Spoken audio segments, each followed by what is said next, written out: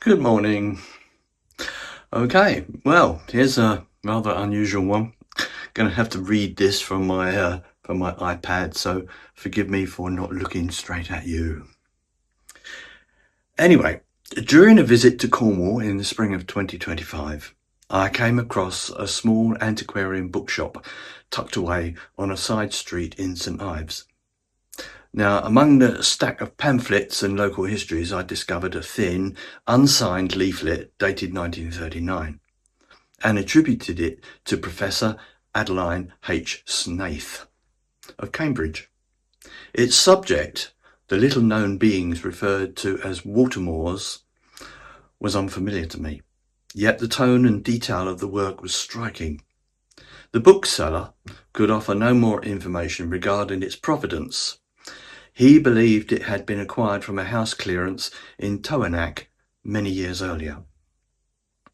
Intrigued by the document's unusual content and the quiet authority of its voice, I have reproduced it here in full, preserving its structure and language exactly as it appeared.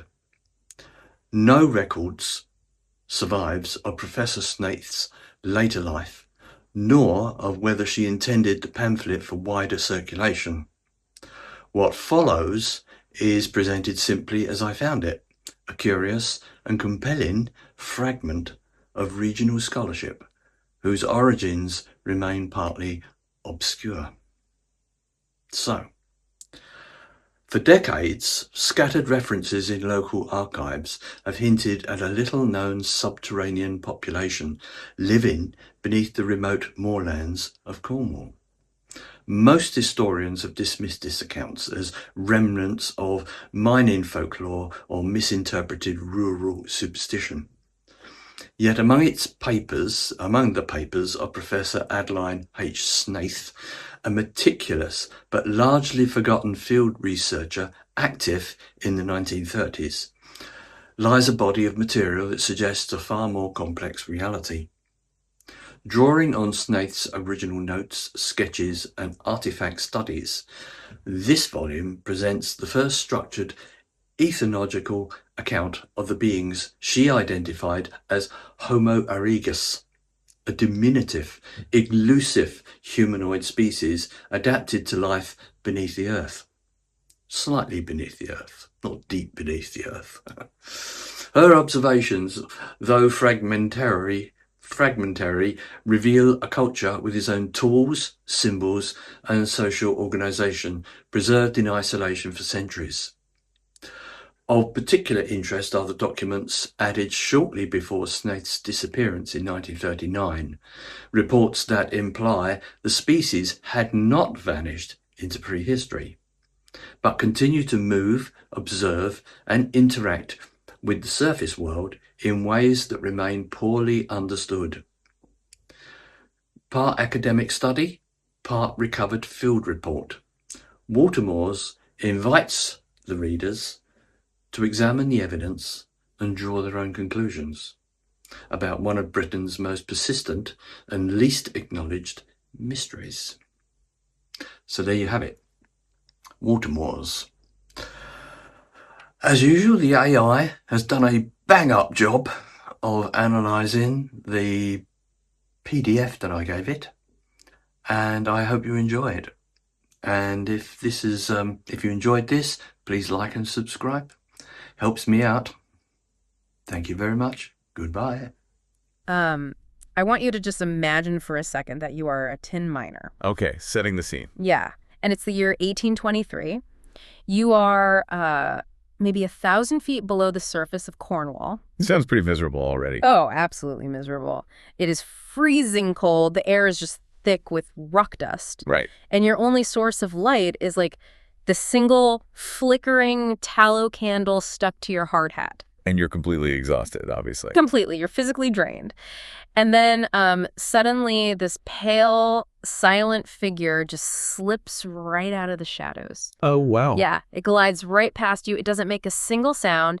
And then it vanishes into a solid granite fissure that looks, honestly, barely wide enough to fit a dog. Which is terrifying. I mean, you'd think you were losing your mind, right? Exactly. You'd probably go back up to the surface, head straight to the pub, and tell your mates you saw a ghost. Right, a mind spirit or something. Yeah, a knocker. And for centuries, science just said, well, you were hallucinating in the dark. Because that's the easy answer. It is. But what if science was wrong? That's the big question. Right. What if you didn't see a ghost at all? What if you were actually looking at our closest living evolutionary relative? And that scenario, honestly, is just the perfect entry point into what we are unpacking today on this deep dive. It really is. Because, the history of humanity is usually taught as this very straight, triumphant line. The march of progress, basically. Exactly. We are told our ancestors survived the Ice Age. They spread out across the globe, invented the wheel, learned to farm, built massive empires. And effectively evicted every other hominid from the planet. Right. We view the current state of the world, where Homo sapiens is the only human species left, as just a total inevitability. Yeah, like it was always going to end up just us. And if you are listening to this right now, maybe on your morning commute or, I don't know, walking your dog through a park, you probably assume you and your dog are the main characters of the environment. Oh, for sure.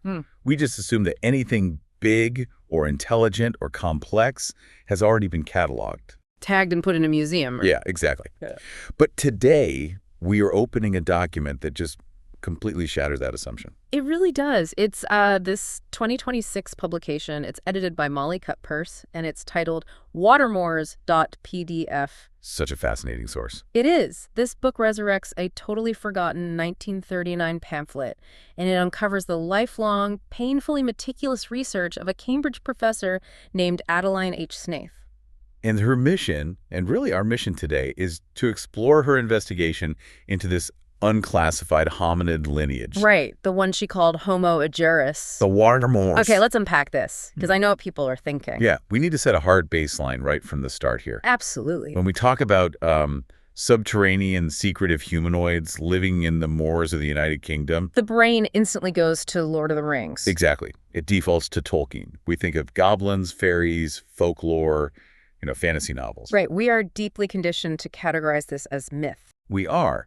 But the entire premise of Snaith's life's work and the absolute focus of our deep dive today is that this is not a hoax. Not a hoax at all. Right. Adaline Snaith was not like some paranormal investigator chasing ghosts. No, she was a rigorous, highly trained academic at Cambridge in the early 20th century. Which, by the way, was an era where a woman in the sciences had to be, twice as rigorous just to be allowed in the room. Oh, at least twice as rigorous, just to be taken seriously. She absolutely could not afford to chase fairy tales. It would have ruined her career. Exactly. She spent over 2 decades applying the absolute strictest scientific methods available at the time. She cross-referenced deep Earth geological surveys with mapping software that she basically had to invent by hand. Which is wild to think about. And she gathered massive, statistically significant sets of ethnographic testimony. That's material analysis. Yeah, she approached the Watermoors not as magical creatures, but as an unclassified biological reality. A reality that simply evolved perfectly to avoid us.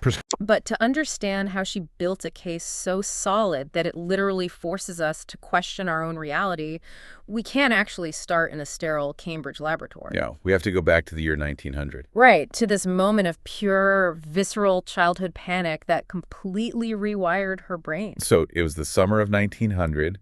She's in a place called Morley Farm in Towednack. Towednack, yeah. It's this tiny, rugged village down in Cornwall. Right. Adaline Snaith was 10 years old. Her family was down there for a holiday. And while she's wandering the property, she notices 2 incredibly strange inhabitants living quietly on the farm. A male and a female. Yeah. And Snaith's own journals from the time describe them as small, ungainly, childlike people who never spoke. She was captivated by them, naturally. But she kept her distance. Until the inciting incident happens. Right, the stinging nettles. Oh, man. Yeah. If you've ever run through the British countryside as a kid, you know the absolute menace of stinging nettles. They are brutal. They really are. So young Adaline is playing, she trips, and she falls headlong into a massive patch of them. Yeah, if you haven't experienced it, it feels like your skin is suddenly covered in fire ants. Just intense burning pain. Exactly. She is screaming in absolute agony and runs back to the farmhouse. Now notice what happens next here, because it completely defies the social norms of that era. Right, the farmer's wife. Yeah, the farmer's wife doesn't call for a human doctor from the village. Which is what you'd expect, right? A 10-year-old girl from a wealthy family is screaming in pain. Exactly. Instead, she goes out and fetches that small, silent female living on the periphery of the farm. The wife just casually explains to Snaith's bewildered parents that this strange woman is a healer. And then the female approaches young Adaline, completely silent, and just applies this thick, unknown salve to her legs. And the relief is instantaneous. Instantaneous. Snaith later wrote extensively about the quiet, almost unnerving competence of this individual. And the farmer's wife offered, barely any explanation. Right, just a passing comment. Yeah, she just said the medicine came from the Watermoors and that these two beings were part of a northern clan. That's it. No taxonomy, no big scientific explanation. Just a vague local acceptance that these people exist. And you can imagine the impact that has on a 10-year-old brain. Oh, it would change everything. The sudden, agonizing pain, followed by the immediate, soothing relief brought by a creature that doesn't quite look or act human. It totally seared itself into her consciousness. So she grows up, achieves her professorship at Cambridge, and spends the next few decades quietly taking these observational trips down to Cornwall. Just trying to piece together what she actually saw that day. Yeah, but the moment that really transitions her from, a curious academic into an obsessed pioneer, that happens 39 years later. In 1939. Right. She returns to Morley Farm. Because she is just driven by this burning need for empirical closure. She tracks down the farmer's son, who is now a grown man running the property himself. And when she walks the grounds, she finds those exact same two Watermoors still living there. Okay, let's pause and really think about the biology of that for a second. It's staggering. 39 years is a lifetime. For a human in the early 20th century, that's the difference between being a vibrant young adult and being elderly, graying, and physically declining. Yeah, but Snaith observes that while they have grown into what appears to be adulthood, they are virtually unchanged by the passage of 4 decades. Just untouched by time. Exactly. Their skin, their agility, their physical presence, it completely defies the human aging process. Which confirmed her hypothesis. Right. It proved that whatever these beings were, they possessed extreme longevity and a metabolic rate that operated on a completely different timeline than Homo sapiens.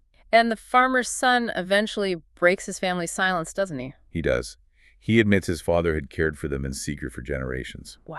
So that 1939 visit, where she actually manages to commune with these two individuals, that becomes the foundational bedrock of her research. It absolutely does. But I'm going to interrupt you right there. Because if I am her peer reviewing this in a Cambridge office in the 1940s... You're skeptical? I am throwing it straight in the trash. I mean, you cannot publish a scientific paper claiming a new species of hominid exists based on a childhood memory and one farm visit. No, of course not. To prove this is not a hoax, she needs hard data. Exactly. But how do you study a species whose entire evolutionary advantage is being invisible? By subjecting yourself to extreme, almost punishing fieldwork. She really put herself through it. She did. Snaith didn't just walk around the moors with a notebook during the day. She undertook solitary nocturnal vigils. Which sounds terrifying. Oh, we are talking about weeks alone on Exmoor and the Cornish moorlands. She would position herself near ancient standing stones or deep burrow complexes. Wrapped in heavy wool, right? Yeah, wrapped in wool, sitting in freezing fog without a fire, in pitch-black darkness, for 10 to 12 hours at a time. Just waiting. I mean, I complain when my coffee takes more than 4 minutes. The physical and mental endurance required to sit perfectly still in the freezing mist, knowing that literally any sound you make might scare off the very thing you are trying to observe, it's staggering. And she combined that intense physical observation with exhaustive cartography. Because the surface map wasn't enough. Exactly. She realized the surface map of Cornwall was basically useless for her needs. So she began mapping the deep fissure networks, the subterranean cave systems. And plotting how they geographically aligned with prehistoric standing stones. Right. She was hunting for ecological patterns that could actually support a hidden population. And most crucially, she cross-referenced this physical data with multi-generational ethnographic testimony. The interviews. Yeah. She tracked down shepherds, drovers, tin miners working in deep drifts, coastal fishermen. Even World War I soldiers who had conducted night training on the moors. Okay, my skeptical brain is flashing warning lights again here. I know where you're going with this. Right. We are talking about rural testimonies from the 1800s through the 1930s. Cornwall is practically the global capital of mythology. Pixies, Spriggans. Knockers in the mines, ghosts on the moors. Why on earth should we trust a miner who probably drank a pint of gin before his shift? Or a shepherd who has been alone with sheep for 3 months? It's a fair question. How did she filter out the folklore from the facts? By applying statistical analysis to the observational data. That is the genius of her methodology. What's fascinating here is how she handled the noise in the data, right? Exactly. Because if you look at genuine folklore or ghost stories, they are wildly inconsistent. Right, they change from town to town. Exactly. One town says the mine spirit is a giant dog with red eyes. The next town says it's a headless woman. Another says it's a demon with horns. Folklore morphs based on the psychological fears of the storyteller. Yes. But that is not what Snaith found in her interviews. She found consistency. Absolute, unwavering consistency spanning centuries and crossing entirely different professions. That's the part that really sells it. Think about it. A miner in 1823 working a deep drift reported seeing a shape like a man, but too thin, too long of limb, that passed without a sound. And then a century later, a hiker in 1919 describes a figure pale as bone that vanished into a rock crevice rather than running away. the details match perfectly. The specific anatomical details, the pale translucent skin, the total absence of vocalization, the elongated limbs, the weightless gait, they remain completely static. Whether the witness was a terrified 18th century shepherd or a hardened 20th century soldier. Exactly. It actually reminds me of the discovery of the platypus. Oh, that's a perfect analogy. Right. When the first pelts were sent back to Europe from Australia, scientists literally thought it was a hoax. They thought someone had stitched a duck's bill onto a beaver. They really did. But when hundreds of people from totally different walks of life across decades all describe the exact same impossible animal, you eventually have to admit the animal is real. Right. The consistency of the weirdness proves it isn't a lie. Wow, yeah. And the collective weight of that testimony, combined with her own observations at Morley Farm and on the moors, forced Snaith to pivot. She had to move from asking if they exist to what they actually are. Yeah. If we accept the biological reality of Homo agiris, where do we place them on the hominid family tree? And this is where the science gets incredibly dense, because Snaith outlines 4 distinct working theories for their evolutionary origins. And none of them are simple. No, they aren't. So the first theory, and the one that is probably most digestible to modern paleoanthropology, is the Paleolithic divergence. Okay, we'll have to see that one. This hypothesis suggests that the Watermoors split from early Homo sapiens, or perhaps a late Neanderthal population, over 40,000 years ago. Take us into the mechanics of that. How does a split like that actually happen? Well, it requires extreme geographical isolation combined with brutal environmental pressure. The ice. Exactly. Yeah. During the massive glacial cycles of the Pleistocene, vast sheets of ice advanced across Europe. Snaith theorized that a small population of archaic hominids became trapped in the southwest uplands of Britain. Like physically locked in by the ice. Right. The ice sheets essentially walled them in. They couldn't migrate south like everyone else. Wow. And this triggers a biological phenomenon known as the founder effect, combined with insular dwarfism. Insular dwarfism, that's when animals get smaller on islands, right? Exactly. When a small population is trapped in an environment with really limited resources, evolution aggressively selects for smaller body sizes. Because smaller bodies require fewer calories to survive. Precisely. So over tens of thousands of years of this extreme isolation, they adapted to darkness and subterranean shelter just to escape the lethal cold on the surface. Okay, it makes total sense biologically. But what about the second theory? The second is the Mesolithic isolation theory. This posits a much more recent split, roughly 12,000 years ago. That's right around the end of the Ice Age. Right. As the glaciers retreated, modern human hunter-gatherers, our direct ancestors, began recolonizing Britain from the continent. Oh, I see. This theory suggests the Watermoors were already there. Yeah. And instead of competing with these new, aggressive, weapon-wielding humans, they intentionally retreated into the moors and underground cave systems to avoid us. I struggle with the timeline on that one, though. It is tight. 12,000 years feels incredibly brief in evolutionary terms. I mean, to go from looking like a standard hunter-gatherer to developing entirely new sensory organs, translucent skin, and massive physiological changes in just a few hundred generations. It's a huge leap. Yeah, extreme isolation can speed up evolution, but that feels way too fast. And Snaith actually acknowledged that weakness, which is why she proposed the third theory, the pre-human hypothesis. And this is the theory that truly upends the textbook. It really does. It suggests that the Watermoors are an entirely unknown, deeply ancient hominid branch that predates Neanderthals altogether. They aren't our cousins. They are a remnant of a much older lineage. Right. A lineage that survived multiple global extinction events purely by staying out of the way, deep underground. Which would perfectly account for their extreme anatomical divergence and their deeply specialized cognition. Exactly. But even with those three incredibly detailed theories, Snaith actually leaves the door open for a fourth. The unknown origin theory. Yeah. And the reason she includes this is just fascinating. Because she found physical evidence in the cave networks that completely contradicted the idea of a simple primitive species just hiding in the dark. Right. She found the astronomical carvings. The star maps. Yes. Deep within these subterranean fissure networks, far away from any natural light, she documented intricate carvings depicting lunar cycles, star constellations, and celestial alignments. And based on geological weathering, she estimated some of these carvings to be at least 10,000 years old. Which is mind-blowing. Think about it. If you are a subterranean species that only comes out at night to scavenge for roots, why do you have a 10,000-year-old tradition of mapping the stars? It implies a massive level of abstract symbolic culture. It totally doesn't fit the desperate survivors trapped by the ice narrative. It implies they are observing the cosmos with a level of sophistication that rivals ancient human civilizations. But that's exactly the paradox Snaith wrestled with. Yeah. But regardless of when the evolutionary branch snapped off, they had to survive what Snaith termed the long cold. The deep freeze of the Ice Age. Right. While our human ancestors were busy fleeing south, migrating toward the equator to avoid freezing, the Watermoors stayed put in Britain. Which raises a huge physiological question. Oh, definitely. If you look at Neanderthals, they were purpose-built for the Ice Age. They were incredibly robust. Barrel-chested, thick bones. Heavily muscled. Their bodies were designed to retain core heat and generate the explosive power needed to wrestle down megafauna like mammoths. And the Watermoors are the complete opposite. Exactly. They are graceful, they are slender, lightly built, standing maybe 4 feet tall. Very fragile by comparison. Yeah, if you drop a creature like that onto a frozen tundra, they freeze to death in a day. How did they survive? They survived because they fundamentally rejected the surface world. They went under it. Exactly. They didn't try to outmuscle the Ice Age. They slipped underneath it. Wow.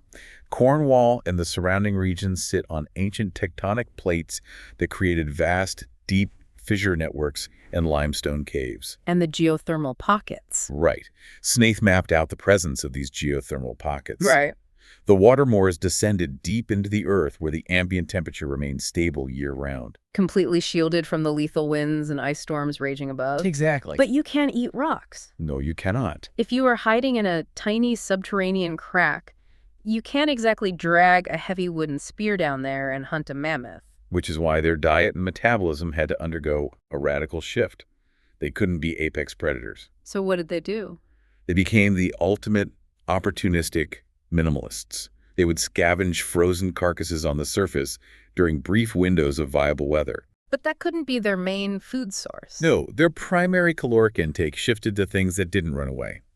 Lichens scraped from sheltered granite, subterranean fungal growths, roots, and blind fish from underground watercourses. That is wild. They adapted to survive on a tiny fraction of the calories a human or a Neanderthal required. It is a stunning evolutionary pivot. They basically took a path defined entirely by withdrawal rather than dominance. And that withdrawal changed everything about them physically. Think about deep-sea creatures for a second. Oh, that's a great comparison. If you look at a fish swimming in a shallow, sunlit coral reef, it is bursting with color. It is fast, it uses complex visual signals to mate, it interacts loudly with its environment. Because it can afford to. Right.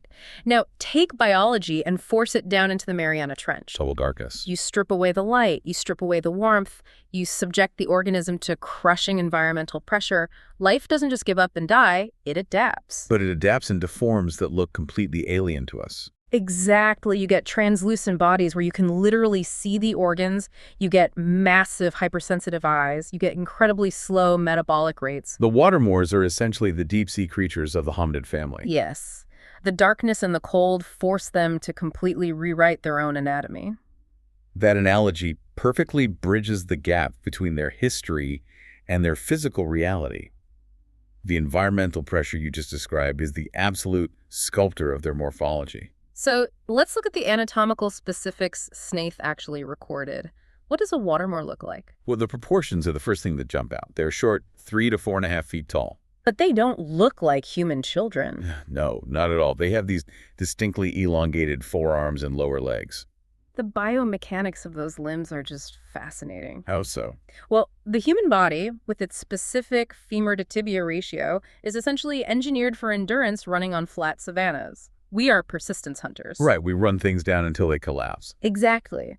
But the Watermoor's limb proportions are terrible for running in a straight line. But they are absolutely perfectly engineered for silent, gliding movement across violently uneven, rocky terrain. Which perfectly matches the witness reports. Yes, witnesses continually describe their gait as weightless or floating.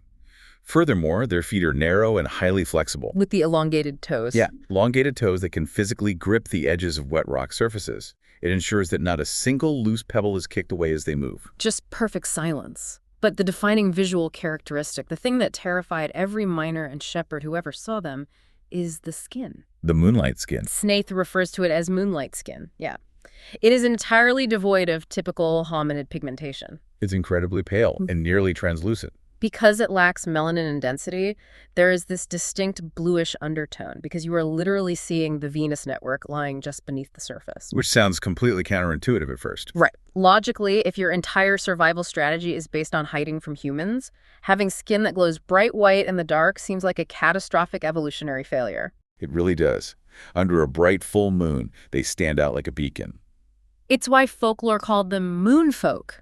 Why wouldn't they evolve dark black skin to blend into the shadows? It seems like a glaring flaw until you understand the specific meteorology of the environment they inhabit. The fog. Exactly. Yeah. Yes, on a perfectly clear night with a full moon, they are highly visible. But how often is the weather in Cornwall perfectly clear? Almost never. Right. The moorlands are defined by thick fog, heavy mist, coastal drizzle, and vast stretches of pale gray granite. So it's active camouflage. In a low-light environment filled with mist, dark silhouettes actually stand out starkly against the gray background. That translucent, pale skin absorbs and reflects the ambient gray light of the fog. They don't have to hide behind a rock. Visually, they literally blur into the mist itself. It's an optical illusion built directly into their biology. And that biology extends to their sensory organs, which are essentially organic superpowers. Oh, without a doubt. Because they live in perpetual darkness, their optical anatomy is radically different from ours. Their eyes are massive relative to their skull size, and the retinas are heavily rod-dominant. To explain the mechanics of that, the human retina contains two types of photoreceptor cells, rods and cones. Right. Cones handle our color vision and sharp detail, and they require a lot of light to function. Rods are extremely sensitive to light and handle our night vision, but they only see in grayscale. So because the Watermoors are rod-dominant, their ability to gather ambient light is unparalleled. Exactly. They can navigate a pitch-black cave system using only the faintest bioluminescence of fungi, or run across a moor using only starlight. The biological trade-off is that they likely possess zero color vision. And any exposure to bright, direct sunlight would overstimulate those rods to the point of severe physical pain.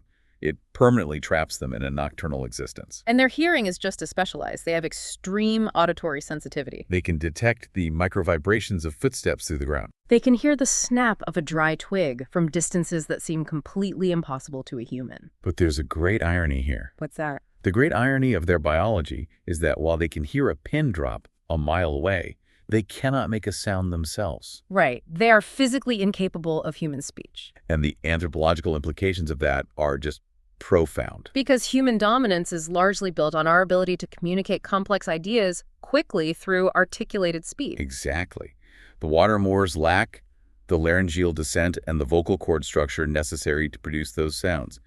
Their vocal apparatus is drastically reduced. So how do they communicate? Through soft, rhythmic exhalations, faint palatal clicks, and low-frequency throat vibrations that barely carry a few feet. For them, silence is not a cultural choice. It is a rigid anatomical boundary. Right. Which begs the question, if you live in the dark and you can't shout to warn your clan about a predator, how do you perceive threats?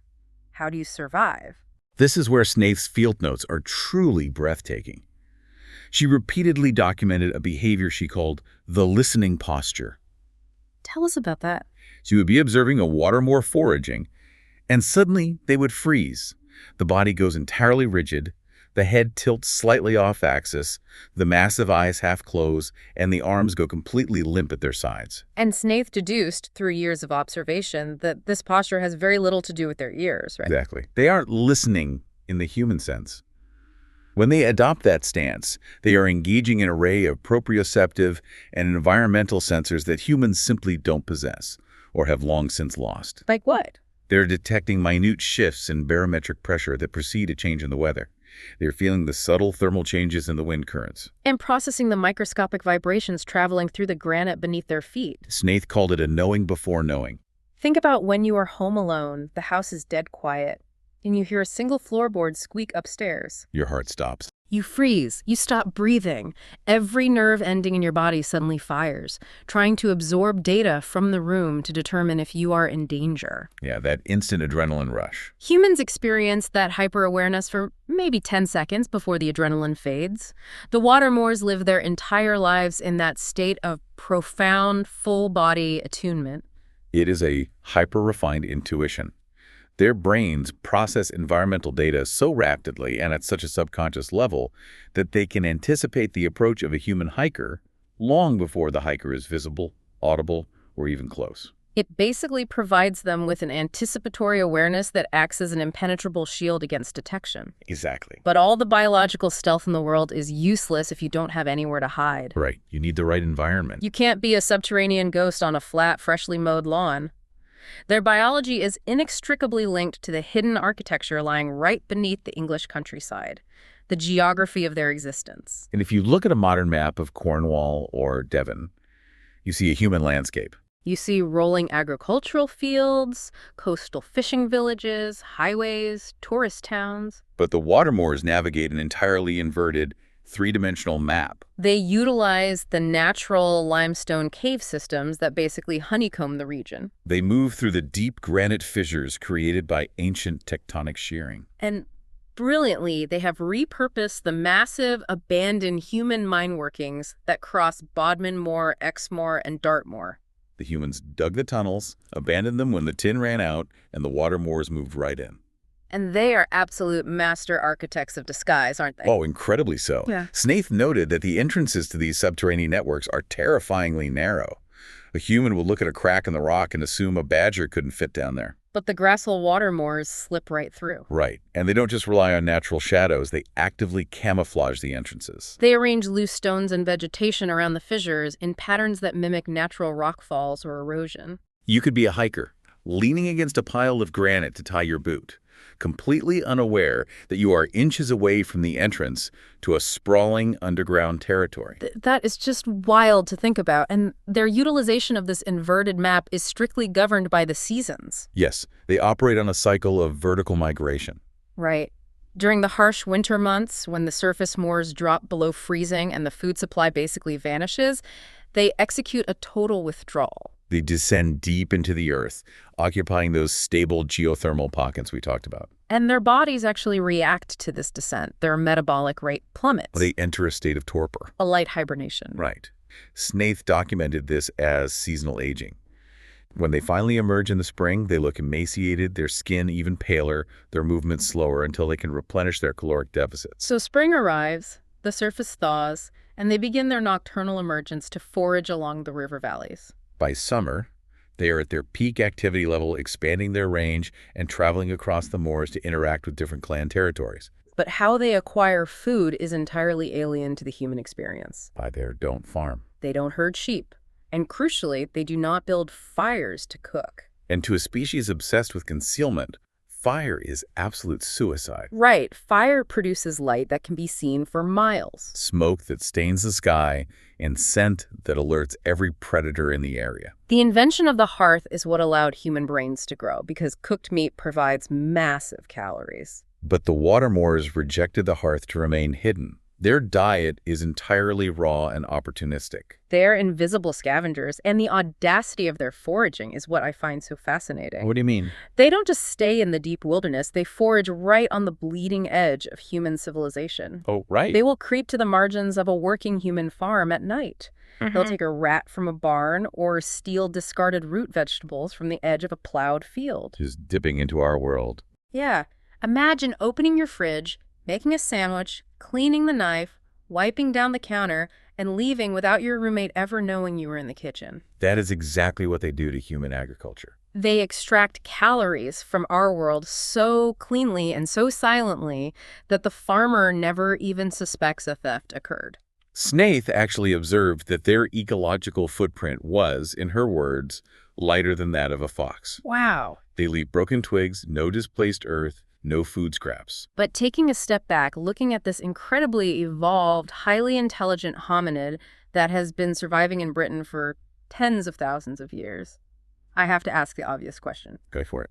If they have super sensory awareness, if they know the terrain better than we do, and if they've been here since the Ice Age, Wow. why didn't they ever try to take the surface? Right. Why not invent spears, harness fire, fight the humans, and claim the territory? The answer lies in understanding the dynamics of evolutionary ecology, specifically how organisms interact with an apex predator.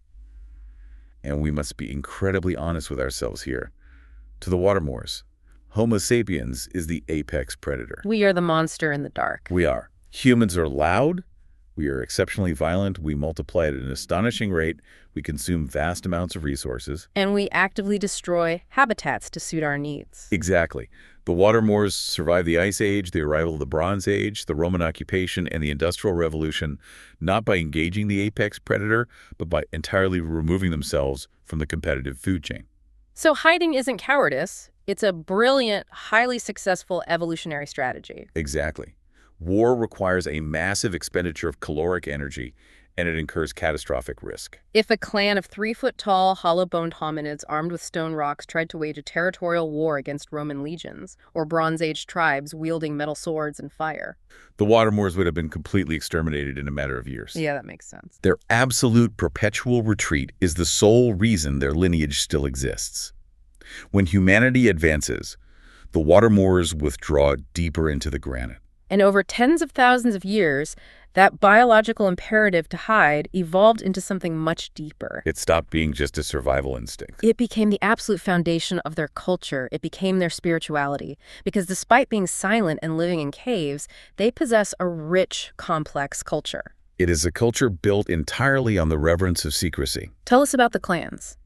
Watermoor society is organized into small, highly cohesive, kin-based clans.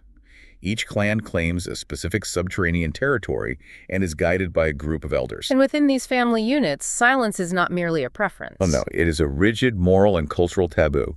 Sudden, unnecessary noise is viewed as spiritually dangerous, a violation of the natural order that literally invites destruction. And that profound secrecy extends to their own identities. This is the detail that completely blew my mind. The names. Yes, they do not use spoken names. Think about human history. We name everything. We name rivers, mountains, dogs, stars. And ourselves. Giving something a name is how humans assert dominance and ownership over the world. But the Watermoors view names as a fatal flaw. They believe that a name is a lineage, and a lineage is a trail that can be tracked. A name is a vulnerability. Identity within the clan is conveyed entirely through physical gesture, touch, and an individual's spatial relationship to the group, never by a spoken label. This extreme minimalism is reflected in their material culture as well. We discussed their rejection of fire, but they also possess a deep, almost phobic aversion to metal, specifically iron. They do not mine ore, they do not smelt, and they use zero metal tools. Which perfectly explains the massive blind spot in modern archaeology. Oh, absolutely. Think about how archaeologists track ancient civilizations. They look for fire hearths, they look for trash middens full of animal bones, and they sweep for metal tools and weapons. The Watermoors leave absolutely none of those markers. The few artifacts they do create are carved exclusively from organic bone or natural stone. Snaith's catalog of their material goods includes intricate bone-weaving combs used for manipulating fibrous roots, Smooth stone containers for storing gathered food. and ceremonial walking staffs. The oak staffs are deeply significant. They are carried exclusively by the clan elders. And they aren't used to support Remember, their gait is floating and weightless. They're weighted specifically to act as counterbalances for navigating incredibly narrow ledges in the dark. These staffs are passed down through generations, polished smooth by centuries of handling, acting as physical symbols of ancestral memory. But the most staggering artifacts Snaith discovered were not portable. No, they were the linguistic carvings left on the walls of the deepest fissures. The glyph lexicon. Yeah. If you lack the vocal cords to speak, your written language becomes your primary method of recording history across generations. But their writing looks absolutely nothing like English or Latin or even Egyptian hieroglyphs. It is a nonlinear, entirely spatial language. Snaith managed to break these glyphs down into categories, right? She did. The primary glyphs represent massive, overarching concepts. Echo, or memory, is depicted as a continuous, unbroken spiral. The flow of water is carved as undulating, wavy lines. The moon, or the passage of time, is a simple, deep crescent. Surrounding those primary concepts are secondary and tertiary glyphs that provide the nuance. You have distinct symbols representing soil, boundary, breath, descent, and offering. But the key to translating this lexicon is understanding its syntax. A human reads a book from left to right or right to left in a linear sequence of time. The analogy that made this click for me is that reading a Watermoor wall is like looking up at a constellation in the night sky. That's beautiful. The meaning of a symbol isn't derived from what comes immediately after it. The meaning is derived entirely from where it is placed in the physical space of the case and what it is placed in relation to. So a spiral symbol carved next to a crescent right near the entrance of a fissure conveys a completely different historical meaning than that exact same spiral carved next to the symbol for descent deep inside a winter torpor chamber. Exactly. The physical architecture of the rock itself is the grammar of the sentence. It represents a deeply embodied spatial form of cognition. They aren't writing narrative diaries detailing what they ate on a Tuesday. No, they are recording massive, cyclical alignments. They are binding ancestral memories to specific physical locations within the earth. And speaking of binding memory to locations, we have to talk about how they interact with human monuments. The stone circles. Yeah.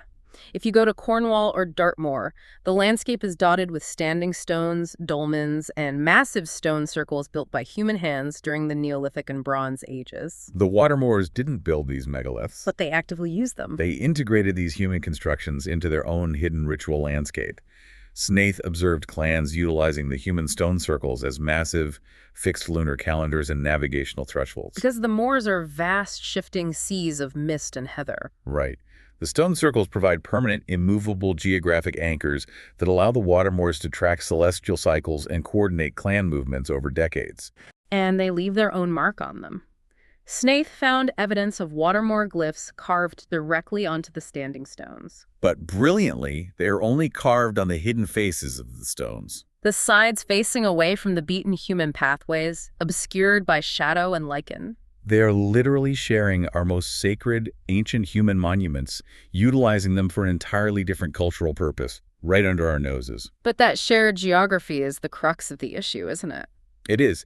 You cannot have two highly intelligent hominid species occupying the exact same moorlands, drinking from the same rivers, and navigating by the same stone circles for thousands of years without their paths eventually crossing. No matter how perfectly the Watermoors adapted to hiding, a parallel existence inevitably produces intersections. And that brings us to the ultimate realization of Snaith's work. Science missed the Watermoors because science looks for metal and fire.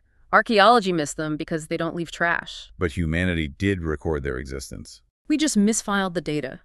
We filed the greatest biological discovery in human history under the category of folklore. Folklore acted as a massive, unintentional, centuries-long archive. When a terrified 18th century shepherd saw a pale, elongated figure standing silently on a ridge under a full moon, he didn't have the scientific vocabulary to describe an archaic hominid exhibiting insular dwarfism. He processed the encounter through the lens of religious superstition.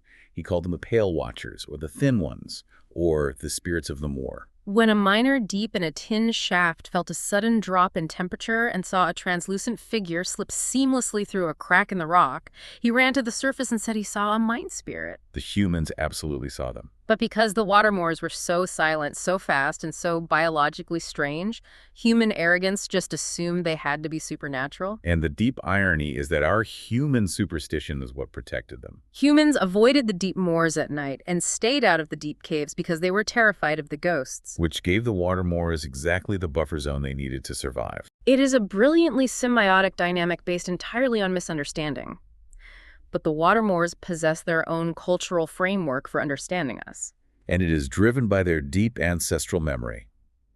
Snaith identified a recurring theme in their glyphs that she translated as the myth of the long cold. Their cultural memory of the Ice Age, they remember a time of white silence, an epoch where survival required absolute stillness, endurance, and quiet. Against the backdrop of that sacred frozen silence, how do you think they view human beings? They don't view us as the masters of the universe or the pinnacle of evolution. No. To a Watermoor, a human is a chaotic, noisy, inherently destructive disruption. We are loud, we smell smoke and iron, we tear up the earth. They view us the same way we view a violent thunderstorm or a hurricane. We are a dangerous weather phenomenon to be avoided at all costs. They harbor no malice toward us. They don't hate humans. They simply recognize that our loud, aggressive existence is fundamentally incompatible with the sacred silence required for their survival. And understanding that dynamic is what triggered the defining crisis of Adaline Snaith's life. It is the most heartbreaking part of the entire document. By the late 1930s, Snaith had achieved what every scientist dreams of. She had the proof, she had the geographic maps, the glyph translations, the ethnographic data, the morphology. She had dedicated her entire adult life to proving Homo erectus was real. But as she compiled her notes, she faced a paralyzing ethical dilemma. She realized that by tracking them, by seeking them out and documenting their habits, she was violating the absolute core tenet of their existence. Her mere presence, even as a silent, respectful observer, was a breach of their sacred rule. She understood the terrifying implications of publication. To study them fully, to prove them to the world, would require exposing them. And exposing a fragile, defenseless subterranean species to the human world of the late 1930s. A world that was rapidly industrializing and standing on the absolute brink of a mechanized global war would mean their swift and absolute extinction. Humans would flock to the moors. We would capture them, study them, put them in cages, and destroy their habitat. So she made a choice that defies the ego of modern academia. She stopped. She closed her notebooks, she packed her bags, walked away from Morley Farm, and she never tracked them again. She intentionally buried her life's work. She chose the silent preservation of an entire species over her own name in the history books. It forces us to radically reevaluate everything we think we know about the human timeline. The narrative of evolution isn't just a story about the strongest, the loudest, or the most aggressive species dominating the globe. The existence of the Watermoors proves that intelligence and culture don't have to manifest as towering skyscrapers, metal weapons, and paved roads. True survival sometimes belongs to those who achieve a profound, silent integration with their ecology. It belongs to those who perfect the art of hiding. It is an incredibly humbling perspective. We started this hour looking at a 10-year-old girl falling into a patch of stinging nettles in the year 1900. And we followed that thread to the staggering realization that a completely parallel, silent lineage of humanity navigated the brutal freeze of the Ice Age, watched the Roman Empire rise and fall from the shadows, and survived the Industrial Revolution by simply slipping into the cracks of the granite. They survived because they explicitly chose not to participate in our violent version of history. And it leaves us with a deeply unsettling question regarding our own scientific arrogance. What's that?